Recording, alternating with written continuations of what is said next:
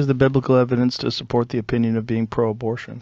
I think story I would go to is the story of Mary. Mary is probably my favorite figure in the Bible, the mother of Jesus. She has a vision from God that she's going to give birth to a baby who's going to bring the powerful down from their thrones. But I say all this in context of abortion because before God comes over Mary, God asks for Mary's consent, which is remarkable. I mean, go back and read this in Luke. The angel comes down and asks Mary if this is something she wants to do. And she says, if it is God's will, let it be done. Let it be. So to me, that is an affirmation in one of our most central stories that creation has to be done with consent. This is what we call word salad. Because this representative from Texas, he says a lot, but none of it is really that valid. I think one of an easy one for starters is if Mary is your favorite person in the Bible, I think that's kind of a red flag. Also, this weird roundabout way of saying that creation has to have consent doesn't really make sense. I mean, none of us consented to be created. Because how could our parents ask us if we wanted to be created before we were